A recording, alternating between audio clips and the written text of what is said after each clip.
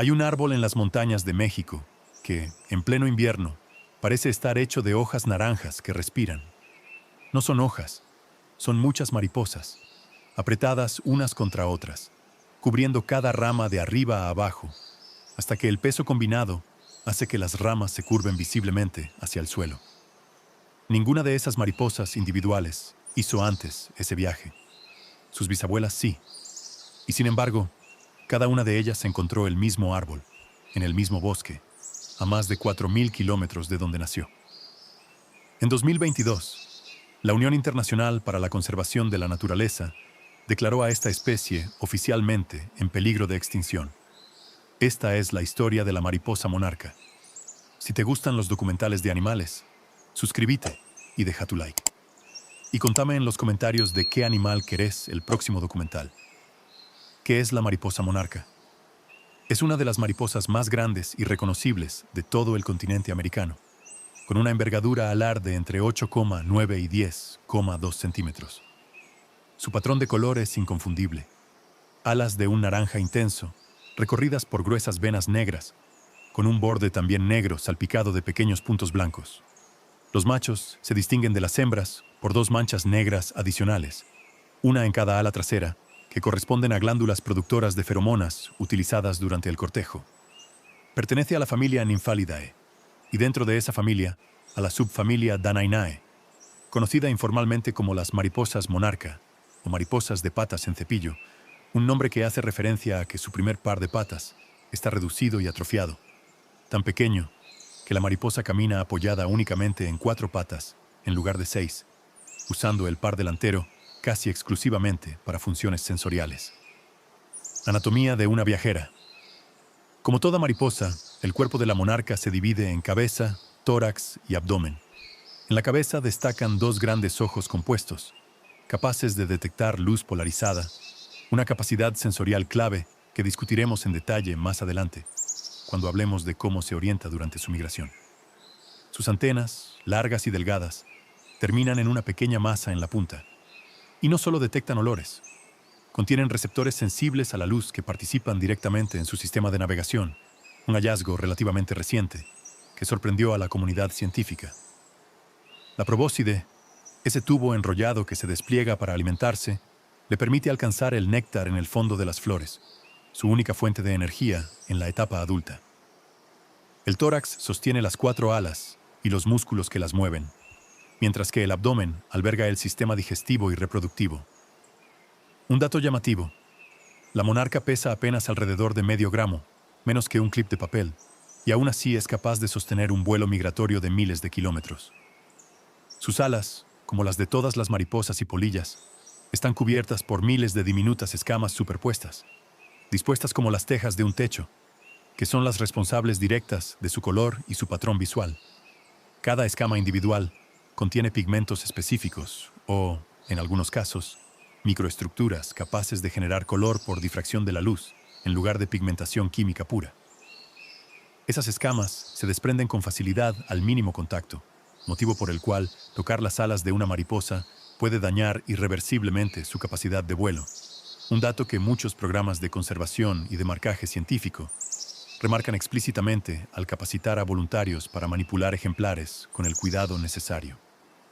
La migración más extraordinaria del mundo de los insectos. Acá está el corazón de la historia de la monarca y lo que la convirtió en una de las especies más estudiadas del planeta. Cada otoño, las poblaciones de monarca del este de Estados Unidos y Canadá emprenden una migración de hasta 4.500 kilómetros hacia el centro de México, específicamente hacia un puñado de bosques de montaña en los estados de Michoacán y México, donde pasan el invierno agrupadas en densidades asombrosas, sobre un árbol específico llamado oyamel, cuyo nombre científico es Abies religiosa. Lo que hace que esta migración resulte casi imposible de creer es que ninguna mariposa individual completa el viaje de ida y vuelta. Es un fenómeno multigeneracional. La generación que vuela hacia México en otoño puede vivir hasta 8 o 9 meses, muchísimo más que las generaciones de primavera y verano, que apenas viven entre 2 y 6 semanas. Esa generación de otoño, conocida como la generación Matusalén, hiberna en México durante el invierno, Inicia el vuelo de regreso hacia el norte en primavera. Se reproduce en algún punto del camino, generalmente en Texas, y muere. Sus hijos continúan el trayecto hacia el norte. Los nietos o bisnietos de esa generación original son los que, en otoño siguiente, completan el regreso a México, encontrando el mismo bosque, a veces literalmente los mismos árboles, que sus antepasados nunca les mostraron. Investigadores todavía debaten los detalles exactos del mecanismo de orientación, pero la evidencia acumulada apunta a una combinación de dos sistemas. Un compás solar, basado en la posición del Sol en el cielo ajustada, según la hora del día, gracias a un reloj circadiano interno ubicado en las antenas, y una posible sensibilidad al campo magnético terrestre, que le permitiría mantener el rumbo incluso en días nublados. Ninguna mariposa aprendió la ruta observando a otra. El comportamiento está, de alguna forma, codificado genéticamente, transmitido de generación en generación, sin que ningún individuo particular haya recorrido el camino completo previamente, como la ciencia logró rastrear un insecto de medio gramo. Buena parte de lo que hoy se sabe sobre las rutas exactas de esta migración se descubrió gracias a un método sorprendentemente simple. El marcaje individual de mariposas con pequeñas etiquetas adhesivas, un programa de ciencia ciudadana iniciado por el zoólogo canadiense Fred Urquhart a mediados del siglo XX y continuado hasta hoy por organizaciones como Monarch Watch, que coordina a miles de voluntarios en Estados Unidos y Canadá, capturando, etiquetando con un pequeño código numérico y liberando mariposas cada temporada. Fue precisamente gracias a una de esas etiquetas, recuperada en 1975 en un bosque de Michoacán por un colaborador local del propio Urquhart, que la ciencia occidental confirmó por primera vez el destino final de la migración oriental.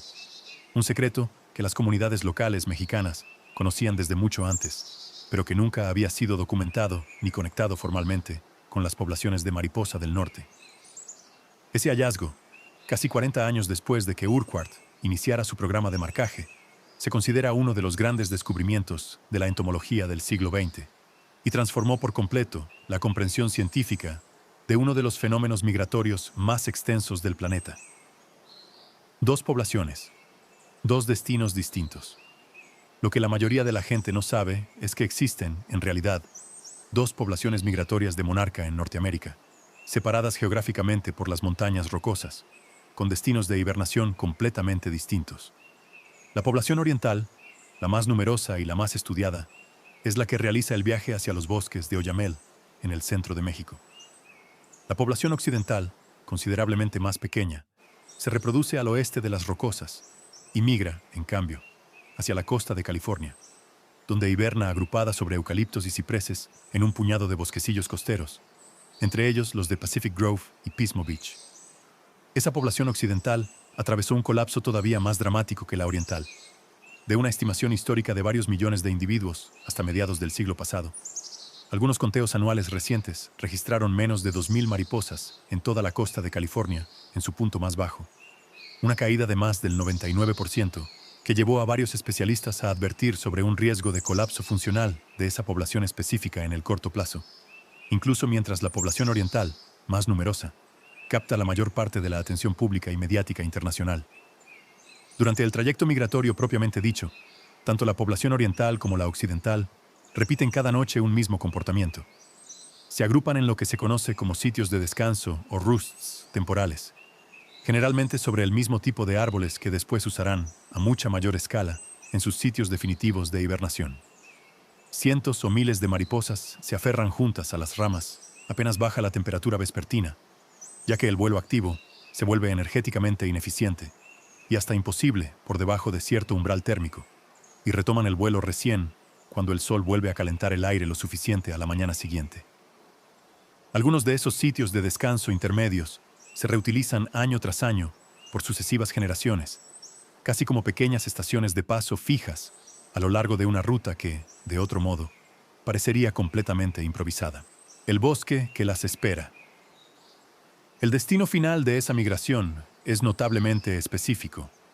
Apenas un puñado de sitios de hibernación, concentrados en la reserva de la biosfera de la mariposa monarca, en el eje neovolcánico mexicano, a altitudes de entre 2.400 y 3.600 metros. Ahí, las condiciones de temperatura y humedad son casi perfectas para que las mariposas entren en un estado de reposo metabólico, agrupándose en colonias densísimas sobre los troncos y ramas de los oyameles, que las protegen del frío extremo y de las heladas nocturnas.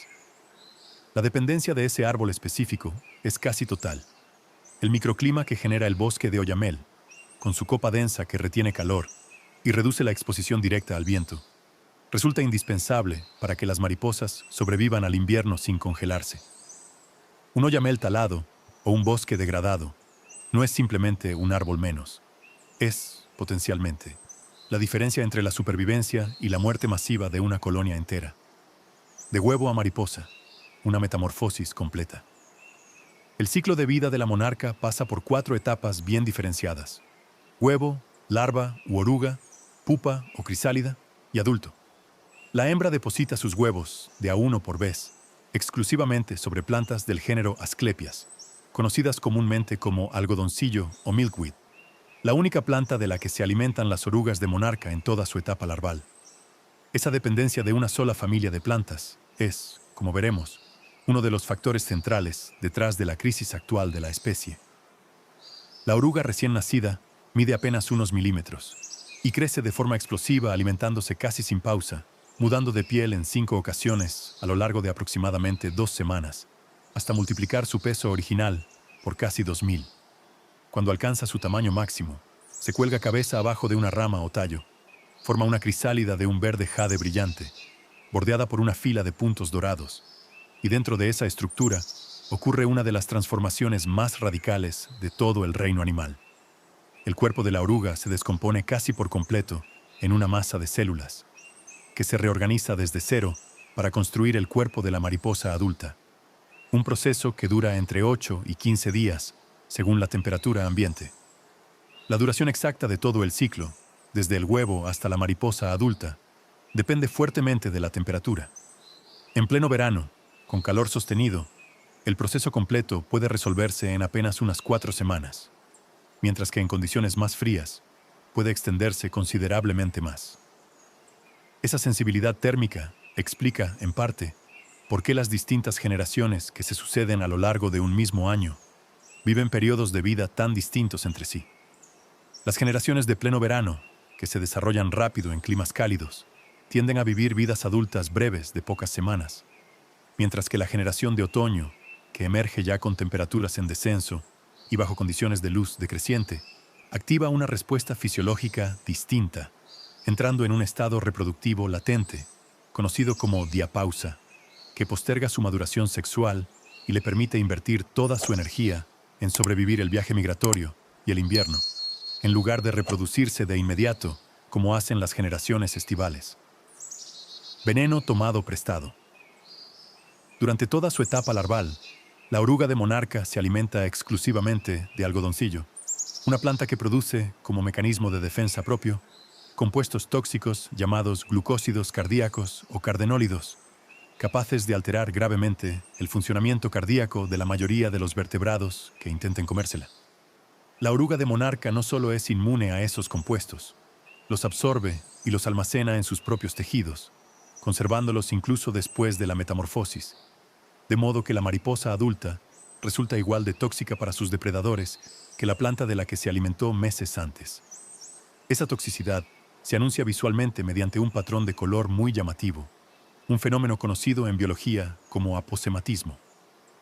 El naranja y negro intensos de sus alas funcionan como una advertencia visual directa para los depredadores, del mismo modo que ciertas ranas venenosas exhiben colores brillantes para señalar peligro antes de que algo intente comérselas. Un pájaro que come una monarca por primera vez suele vomitar poco después y aprende a asociar ese patrón de color con una experiencia desagradable, evitando activamente a cualquier mariposa con ese diseño en el futuro. La pregunta obvia es cómo la propia monarca logra tolerar una toxina capaz de detener el corazón de la mayoría de los vertebrados. La respuesta está en una mutación muy específica de una proteína llamada bomba de sodio y potasio, presente en las membranas celulares de prácticamente todos los animales, y que es precisamente el blanco molecular sobre el que actúan los cardenólidos del algodoncillo. Distintos estudios genéticos identificaron cambios puntuales en esa proteína, compartidos por la monarca y por otros insectos, que también se alimentan de plantas tóxicas similares, de forma independiente entre sí, que modifican ligeramente su estructura y la vuelven prácticamente insensible a la toxina, sin perder la función normal que esa misma bomba cumple para el resto del organismo. Es un caso de evolución convergente notablemente preciso. Distintas especies de insectos, sin parentesco cercano entre sí, llegaron por caminos evolutivos, separados a soluciones genéticas casi idénticas frente al mismo desafío bioquímico. El impostor perfecto, la mariposa virrey. Ese mecanismo de defensa resultó tan efectivo que dio lugar a uno de los casos de mimetismo mejor documentados de toda la biología evolutiva. La mariposa virrey, Limenitis archippus, no es tóxica en absoluto, pero desarrolló un patrón de color casi idéntico al de la monarca, con solo una diferencia sutil en el diseño de las alas traseras. Al parecerse tanto a una especie que los depredadores ya aprendieron a evitar, la virrey se beneficia de esa reputación sin necesidad de producir sus propias toxinas, un fenómeno conocido como mimetismo batesiano. Durante décadas se asumió que la virrey era la única que se beneficiaba de esa imitación, pero investigaciones posteriores demostraron que la virrey también resulta relativamente desagradable al gusto por otros motivos, lo que llevó a reclasificar parte de esta relación como mimetismo mülleriano, donde ambas especies se benefician mutuamente de compartir una misma señal de advertencia. ¿Por qué está en peligro de extinción? En julio de 2022, la Unión Internacional para la Conservación de la Naturaleza clasificó a la mariposa monarca migratoria, la subpoblación que protagoniza este viaje transcontinental, en la categoría en peligro de su lista roja. Un salto directo desde una situación previa de menor preocupación formal, aunque la comunidad científica venía advirtiendo sobre su declive desde hacía más de una década. Según cifras citadas por la propia UICN, la población se redujo entre un 22% y un 72% en la última década, dependiendo del método de conteo utilizado, mientras que otras estimaciones de organizaciones conservacionistas hablan de caídas todavía más drásticas. La población oriental, la que inverna en México, cayó cerca de un 90% desde mediados de los años 90, y la población occidental, la que inverna en la costa de California, se desplomó más del 99% en el mismo periodo. La causa principal, identificada por los especialistas, es la pérdida masiva de algodoncillo en las rutas migratorias de Estados Unidos, resultado directo de la expansión de la agricultura industrial y del uso extendido de herbicidas que eliminan esa planta de los bordes de los campos de cultivo, donde tradicionalmente crecía en abundancia. Sin algodoncillo disponible a lo largo del trayecto, las hembras no tienen dónde poner sus huevos, y las orugas simplemente no tienen nada que comer. A eso se suma la deforestación y degradación de los bosques de oyamel en México, muchas veces vinculada a la tala ilegal dentro y alrededor de las áreas protegidas de la reserva, y el cambio climático, que altera tanto la disponibilidad estacional de flores para alimentarse durante la migración, como las condiciones específicas de temperatura y humedad que las colonias necesitan para sobrevivir el invierno sin sufrir mortalidad masiva por frío extremo, o, paradójicamente, por temperaturas demasiado cálidas que agotan sus reservas de energía antes de tiempo. En diciembre de 2024, el Servicio de Pesca y Vida Silvestre de Estados Unidos propuso formalmente incluir a la monarca en la lista de especies amenazadas bajo la Ley de Especies en Peligro de Extinción del país, un proceso que incluyó un periodo de comentarios públicos y que, de confirmarse, activaría protecciones legales específicas y la designación de hábitat crítico protegido, incluyendo miles de hectáreas en California. Canadá, por su parte, ya había declarado a la especie en peligro a nivel nacional en 2023. Hay, sin embargo, una nota de cautela dentro de este panorama. El monitoreo de la temporada 2024 a 2025 en los santuarios mexicanos registró un incremento en la superficie forestal ocupada por las colonias, pasando de 0,9 hectáreas en la temporada anterior a 1,79 hectáreas, prácticamente el doble. Aunque a primera vista parece una buena noticia, especialistas como los del Instituto de Ecología de la UNAM advierten que esa cifra sigue estando dentro de un rango históricamente bajo y que un solo año de recuperación parcial no revierte una tendencia de declive sostenida durante casi 3 décadas. Lo que se está haciendo para protegerla. La conservación de la mariposa monarca requiere, por la propia naturaleza de su migración, coordinación entre 3 países: México, Estados Unidos y Canadá. Desde enero de 2025, está en marcha una alianza científica trinacional específicamente orientada a coordinar estrategias de conservación entre los 3 países, sumando los esfuerzos que WWF viene sosteniendo en México desde 1981, enfocados en la protección de los bosques de hibernación y en programas de reforestación con comunidades locales dentro y alrededor de la Reserva de la Biosfera. En Estados Unidos, distintas organizaciones impulsan campañas de plantación masiva de algodoncillo en jardines particulares, espacios públicos y bordes de carreteras, buscando reconstruir corredores de hábitat a lo largo de toda la ruta migratoria que compensen la pérdida ocurrida en tierras agrícolas. La Federación Nacional de Vida Silvestre, entre otras organizaciones, trabaja directamente con gobiernos municipales para incorporar esas plantaciones en la planificación urbana y en espacios verdes públicos. En México, la protección de la Reserva de la Biosfera de la mariposa monarca combina control activo contra la tala ilegal, programas de reforestación con oyamel nativo y el desarrollo de alternativas económicas sostenibles para las comunidades locales que históricamente dependieron de la explotación forestal, bajo la premisa de que ninguna estrategia de conservación resulta sostenible a largo plazo si no ofrece, al mismo tiempo, una alternativa de sustento viable para quienes viven dentro o cerca del área protegida.